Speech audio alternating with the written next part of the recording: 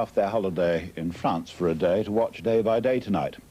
Paul, Linda and family, welcome to you all. Now, Paul McCartney, to be formal, and Wings have been rehearsing somewhere in Kent, and hopefully they'll be making another album later this year. Arnie Wilson went along, lucky man, to meet them and to listen. It was really just a good old-fashioned musical rave-up. None of the constraints of a recording studio, as Wings simply took off in an ancient concert hall at Finchden Manor just outside Tenterden.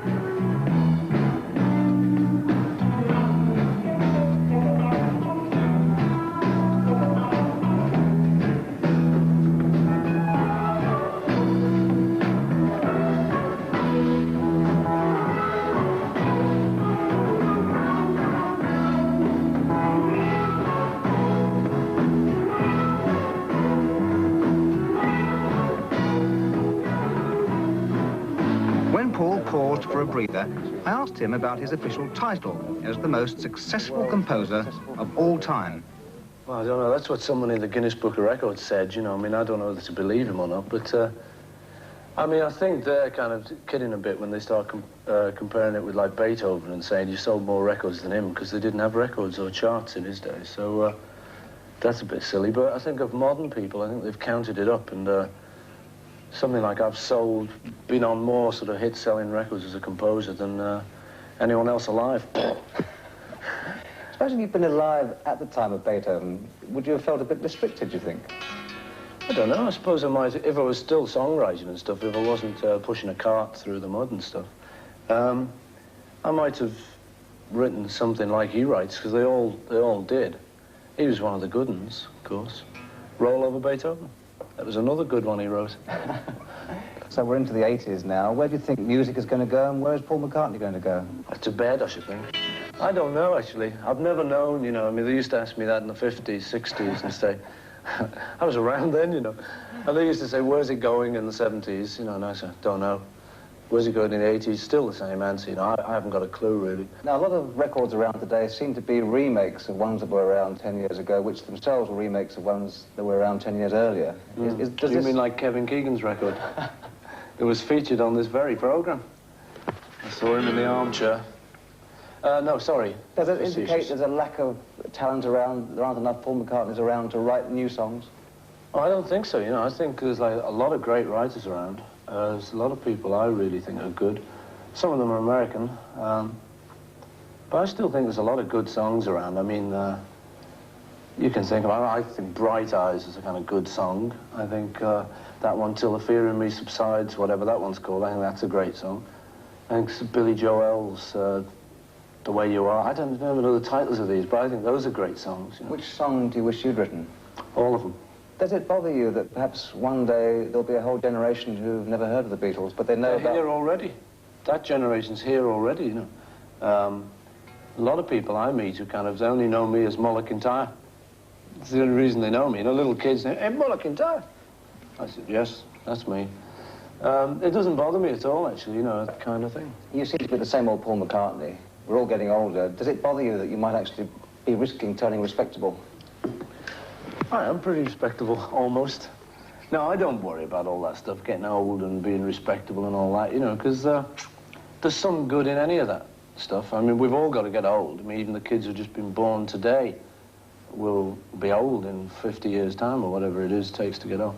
So, I mean, you know, there's nobody gets out of that one. Except people like Buddy Holly and perhaps Elvis Presley. Hopefully nothing like that will happen to you, but... Yeah, but that's as old as you can get, isn't it? I mean, you know... Well, sorry, what do you mean by that? I meant that they were stopped in their prime by death, right? And obviously, for that reason, they will always be remembered. I mean, Buddy Holly will always be remembered as Buddy Holly, 20 years old, whatever he was. And James Dean as an actor, the same sort of thing. In a sense, they're immortalized. Oh, yeah, I know, but I mean, you know, I'd rather stick around and get old than, like, be terrific and famous and die young. Myself, you know, some people like going out in a blaze of glory. I'm not one of them. Can I just ask you, how did Waterfall come to be written? If you tell me how Kevin Keegan came to be on the show. I don't know the answer, honestly. Oh, OK. Waterfall got written in Scotland, and I was just plonking around as usual, and I found what I thought was a nice tune. And then I put the words to it that are on there already, but I thought they were just too silly about polar bears and waterfalls and stuff, so I was waiting around to find some better words, but then I played it to a few people and they said they're fine, those words.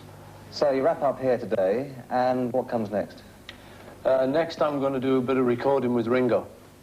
He's asked me to produce a couple of tracks for him, and so I've written him a song, and we're going to France.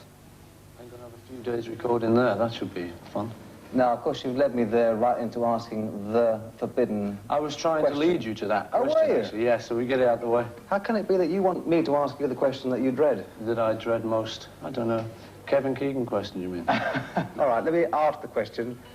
Since you and Ringo are going to record together, is it going to be so much of an extra effort to bring in the other couple of guys as well? You know what I'm talking about? No. See, the thing is, like, for a long time now, you know, the Beatles have been split up.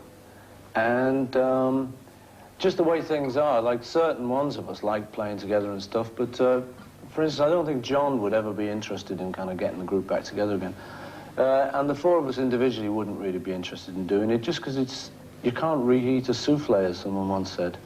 Three of us got up at Eric Clapton's wedding with Eric and Ginger Baker and a bunch of loonies. But, you know, we've never played the four of us together since we split up, you know. Now, he nearly didn't ask this question. He said, I won't ask that one.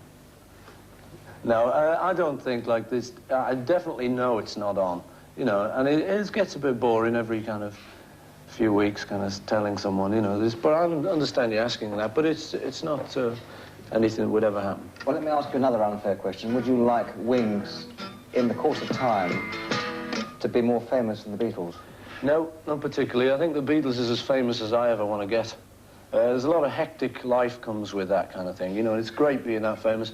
And when you're four kids coming down from suburbia, anywhere, you know, and you're hitting the big city and that, and how it was in the 60s, it was great, it was really exciting, it was great to do, but I wouldn't want to do it again. No way. No, thank you. And with that, we say goodnight to the Kevin Keegan Show.